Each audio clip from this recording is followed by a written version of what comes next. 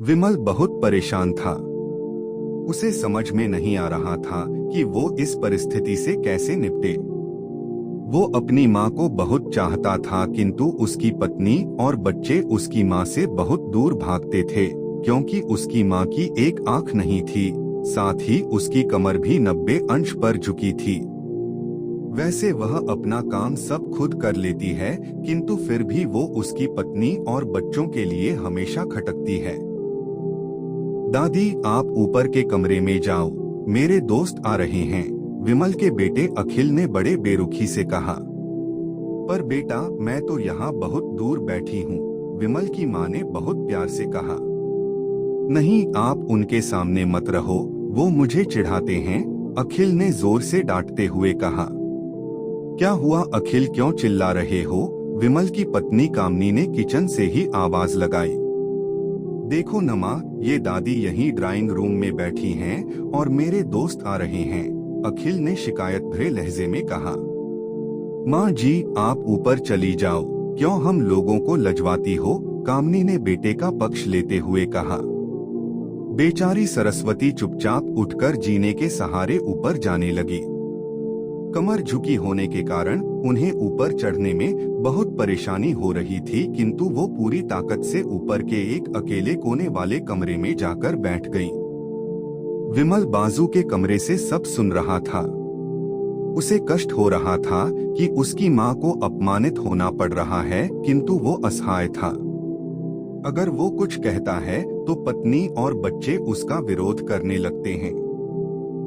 दूसरे उनके तर्क भी सही लगते हैं।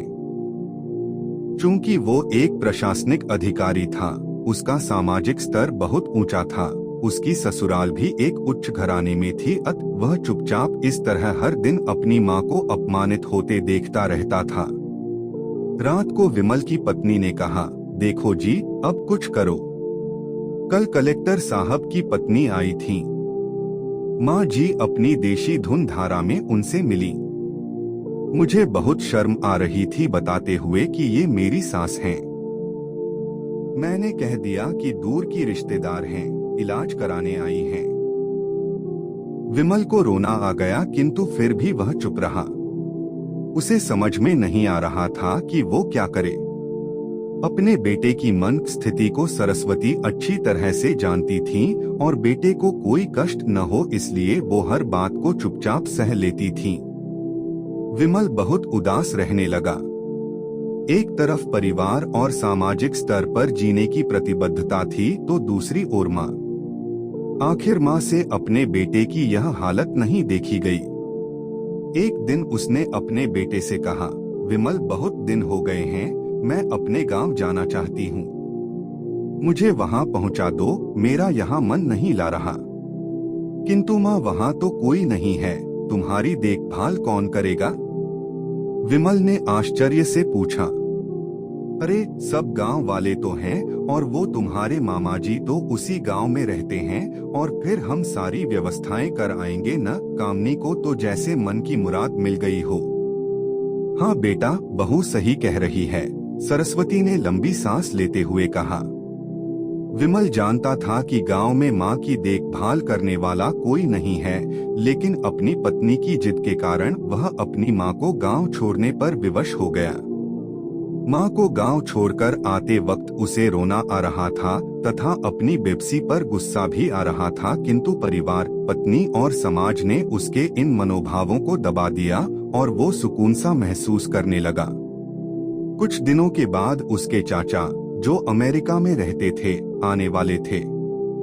जब विमल बहुत छोटा था, उसके पिता जीवित थे तब वो भारत आए थे और उसके बाद वो अब भारत आने वाले थे।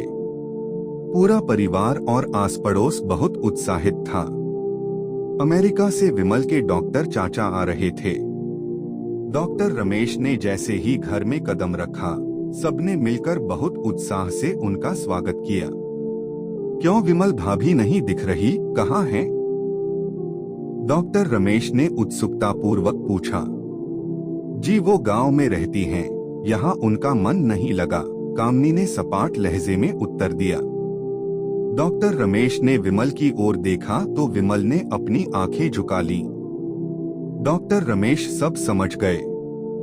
बोले, कल हम भाभी से मिलने गांव चलेंगे सब लोग। दूसरे दिन सभी लोग गांव के घर में पहुंचे। देखा कि सरस्वती को बहुत तेज बुखार है और वो पलंग पर असहाय पड़ी है। डॉक्टर रमेश दौड़कर सरस्वती के पास गए। उनके पैर छूकर रोने लगे। सरस्वती की ये हालत उनकी कल्पना से परे थी। वाह बेटा विमल, तूने तो नाम उजागर कर दिया। अपनी माँ की ये हालत देखकर तुझे तो शर्म भी नहीं आ रही होगी। डॉक्टर रमेश ने विमल को लगभग डांटते हुए कहा। नहीं देवर जी, विमल का कोई दोष नहीं है। मैं खुद गांव आई थी। सरस्वती ने अपने बेटे का बचाव किया। मुझे सब पता चल गया। भाभी आप चुप रहो। क्यों बहू, तुम्हें अपनी सास की कुरूपता पसंद नहीं है?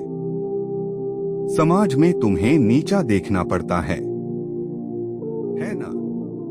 डॉक्टर रमेश ने कामनी की ओर व्यंग्य से देखा। कामनी निरुत्तर होकर विमल को देखने लगी।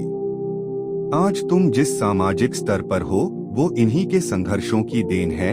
और बेटा विमल, तुम्हें शायद मालूम न हो कि बचपन में जब तुम 1 साल के थे तब छत से नीचे गिरने के कारण तुम्हारी एक आंख फूट गई थी और तुम्हारी रीढ़ की हड्डी में भी समस्या थी। तब तुम्हारी इस कुरूप माँ ने अपनी एक आंख और अपना बोन मेरो तुम्हें देकर इतना सुंदर स्वरूप दिया था। कामनी बेटा, इतने सालों तक संघर्ष करके बेटे को प्रशासनिक अधिकारी बनाने वाली इस संघर्षशील औरत की तुम लोगों ने यह दशा कर दी। तुम्हें ईश्वर कभी माफ नहीं करेगा।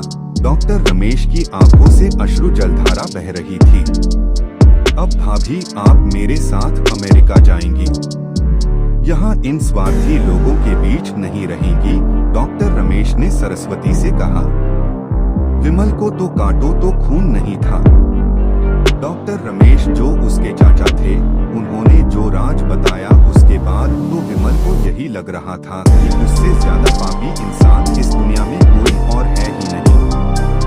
वह दौड़ता गया और माँ सरस्वती के कदमों से लिपट गया। माँ, मेरा अपराध अक्षम्य है। मैं जानबूझकर चुप्पी साधे रहा, आपका अपमान करवाता रहा।